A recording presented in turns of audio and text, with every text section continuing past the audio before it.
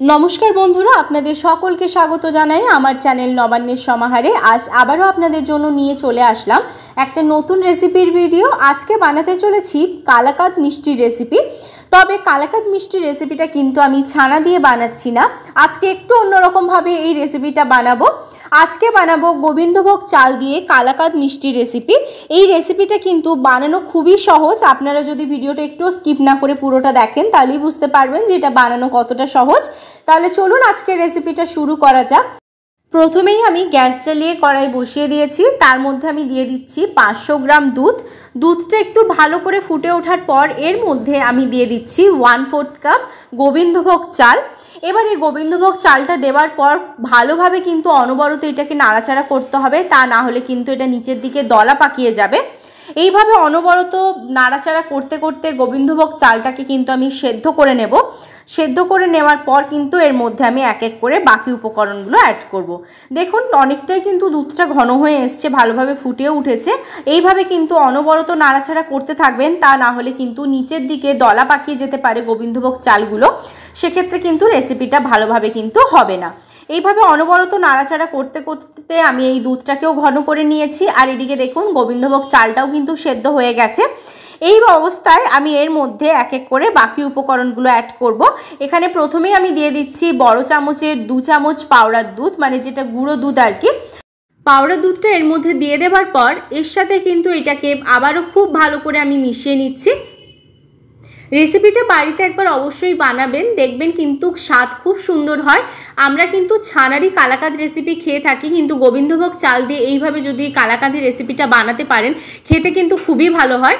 দেখুন আমি এবার এর মধ্যে দিয়ে দিচ্ছি 5 চামচ চিনি। তবে চিনির পরিমাণটা আপনারা সবসময় আপনাদের স্বাদ অনুযায়ী ব্যবহার করবেন, কারণ কেউ বেশি চিনি খেতে পছন্দ করেন, আবার কেউ বা কম চিনি খেতে পছন্দ করেন।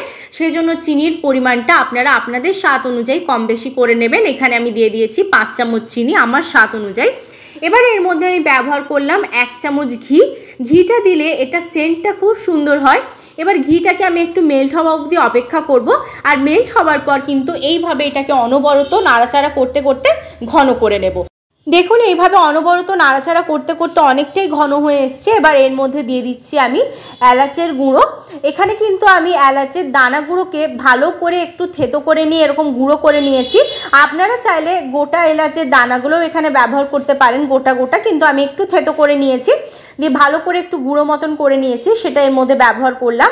আপনারা চাইলে কিন্তু দোকান থেকে কেনা এলাচের গুঁড়োও ব্যবহার করতে পারেন।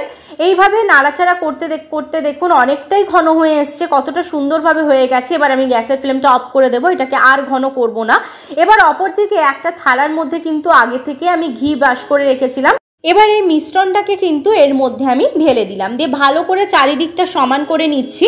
এখানে কিন্তু আমি একটা চৌকো শেপ দিয়ে দিচ্ছি। দেখুন এইভাবে চৌকো শেপটা আমি দিয়ে দিয়েছি সুন্দরভাবে।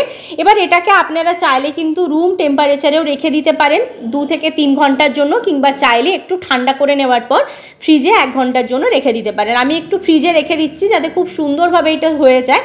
দেখুন ফিরে এলাম এখানে আমি 4 ঘন্টা পর। এবার এটাকে আমি কেটে নিচ্ছি। আমি চৌকো শেপ দিয়ে কেটে নিচ্ছি, যেহেতু কালাকাঁদ মিষ্টি বানাচ্ছি। কালাকাঁদ মিষ্টি কিন্তু চৌকো শেপেরই হয়। এইভাবে চৌকো শেপ দিয়ে আমি কেটে নিচ্ছি, তবে আপনারা চাইলে অন্যরকম শেপ দিয়েও কিন্তু কাটতে পারেন। এবার দেখুন এইভাবে কেটে নিচ্ছি, কতটা সুন্দরভাবে কাটা হয়ে যাচ্ছে, দেখুন কত সুন্দরভাবে রেডি হয়েছে এটা। রেসিপিটা যদি ভালো লাগে বাড়িতে একবার অবশ্যই বানাবেন। আমাকে কমেন্ট বক্সে জানাতে ভুলবেন না আপনাদের কেমন লাগলো। যারা একদম নতুন সদস্য হয়ে আজকের এই রেসিপিটা দেখছেন তারা কিন্তু অবশ্যই আমার চ্যানেলটাকে সাবস্ক্রাইব করে দেবেন। পাশে থাকা বেল বাটনের অল প্রেস করে দিয়ে নিজের আত্মীয় স্বজন বন্ধু বান্ধবদের মধ্যে কিন্তু রেসিপিটা ছড়িয়ে দেবেন।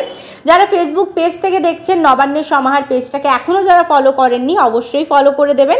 আর এদিকে দেখুন আমি সুন্দর করে সাজিয়ে নিয়ে চলে এসেছি। একটু পেস্তা একটু চেরি দিয়ে আমি সুন্দর করে সাজিয়ে নিয়েছি। কতটা দুর্দান্ত দেখতে লাগছে, যতটা সুন্দর দেখতে লাগছে খেতে কিন্তু তার থেকেও বেশি সুন্দর। আপনারা বাড়িতে একবার অবশ্যই বানাবেন। আর বানালে কিন্তু আমাকে কমেন্ট বক্সে জানাতে ভুলবেন না। রেসিপিটা ভালো লাগলে লাইক শেয়ার কমেন্ট করতে ভুলবেন না। আবার দেখা হচ্ছে আপনাদের সাথে নতুন আরেকটা রেসিপি নিয়ে।